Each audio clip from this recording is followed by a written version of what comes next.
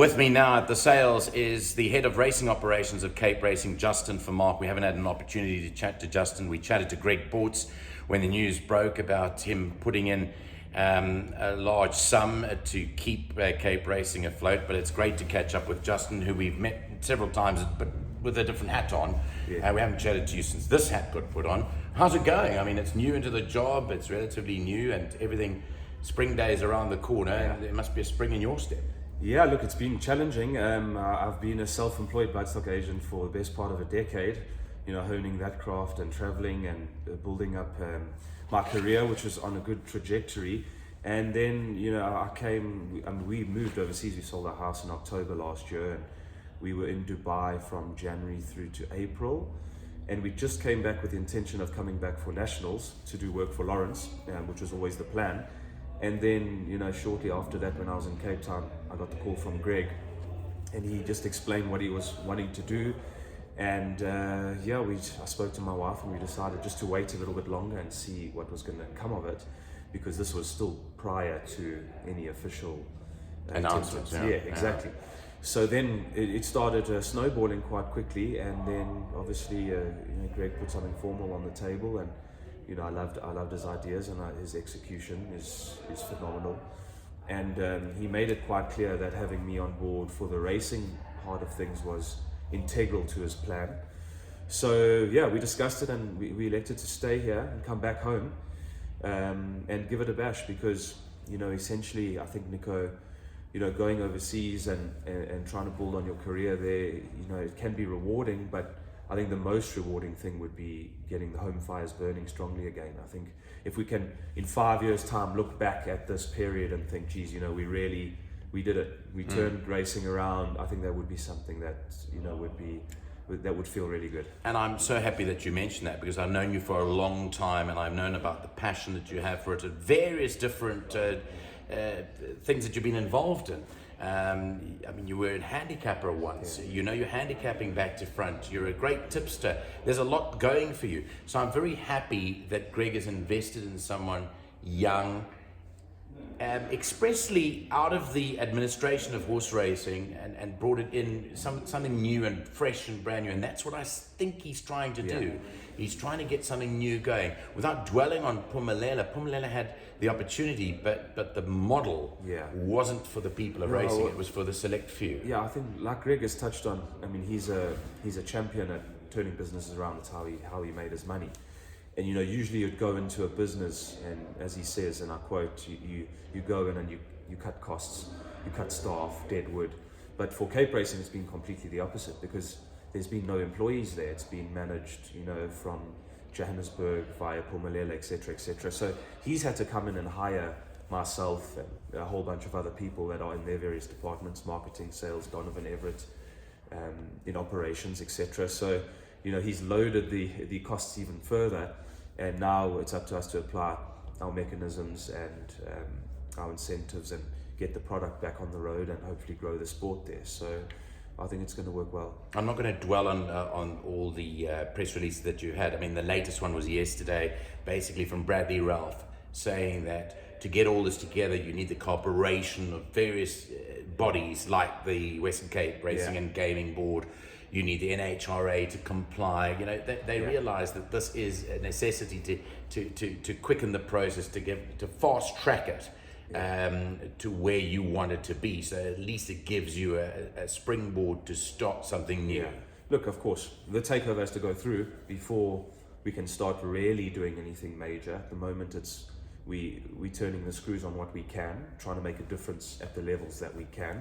Therefore, sponsorships through Hollywood Bets, etc. Greg's own private equity, which he's pumped in to supply those stakes increases and the Race Cape initiative, etc. Once the takeover hopefully goes through in a couple of months, then we'll be able to really get busy, because there's a lot going on. Nico, Milnerton's been completely redone. Kenilworth has been completely redone. So it's an expensive project, and it takes a lot of funding. So basically, it's a Cape-based organization now. You're not reliant on anyone managing it remotely. So therefore, there's a huge vested interest. It almost feels like there's a lot of neglect over the years, and I think we found that here too in Joburg, that it's been neglected.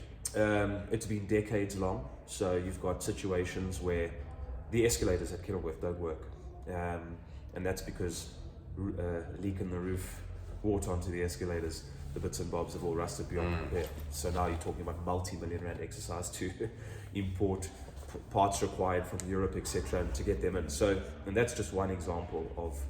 But you're finding out about it now. We're getting there. It's coming through the door. The attitude was, cool. What are we going to do to rejuvenate things? It's taken a bit longer than that because there's no foundation. So we're coming in and everything's a big mess, and nothing has actually got any type of working policy or foundation. So it's like this big, massive 24/7 rebuild, get things flowing, and then once it's set up, then hopefully things run a lot smoother. But it's encouraging because going into the job, I thought, geez, how are we going to turn this around? But then when you get in and you see the total neglect and no actual presence of any leadership or management, you think actually this is not going to be that hard to turn around because a few nips and tucks on policy, take the bull by the horns. There's certain cost things we've just immediately just cut and saving millions a year, and added up, and then hopefully with us getting the product right on the racetrack, betting revenue through field sizes, etc., etc. That I'm going to quickly touch on because I know you've got other work to do here. I don't want to take that much of your time, but Race Cape, powered by Hollywood Bets. We have to bring Hollywood Bets in because they're an integral part of this whole setup now with the new structure, and obviously they're going to provide their expertise in running racing in KZN to help you guys out in the Cape. Yeah, obviously after the whole deal hopefully passes through Competition Commission, there'll be more hands-on. We deal with their team all the time. We went to Durban 2 weeks ago. I mean, this place is unbelievable. It's like walking around Google. They got these buildings on each side of the traffic circle, and here's software development, here's betting, here's marketing, here's accounts. I mean, it's an unbelievable business. I mean, you can see. And again, grown from scratch. Grown from scratch, correct. Funny enough, I actually, my parents were friends with Owen and Leslie Heffer, and I used to go and play tennis and cricket with Devon when I was 6-7 years old. And funny enough, Alistair Cohen was there 4 or 5 years old. Amazing. So we knew each other already from then. So it's funny how things have completely changed. But they got a juggernaut of a team. So when you're dealing with press releases, and even from that low level, you feel their professionalism because you deal with their team on releases regarding their sponsorships, etc. And they're unbelievable. The execution is world class. But with regards to the Race Cape powered by Hollywood Bets, I mean, obviously myself, that was the first thing I wanted to do. I told Greg in our initial chats, this is what we got to do. I lived in Singapore for a while. It's something that they do there. And just short term, it has to have an immediate impact on growth of field sizes, you'd imagine, just from the short term local population, hopefully running more often. And then longer term, I'm hoping that it spruces up the population because our Cape clients and owners and buyers are now going to buy more yearlings and more horses because of this. So next year, I'm hoping that the population increases. And then obviously, on the shorter term as well is attracting the raiders. So yes, so that's important. And what's the level of interest now? So I've heard that there's a lot of interest. There's no less than 150 horses coming. And can you accommodate all of them? Yes, I know that Milnerton's got bucket loads of space. We actually redoing the barns at Milnerton completely.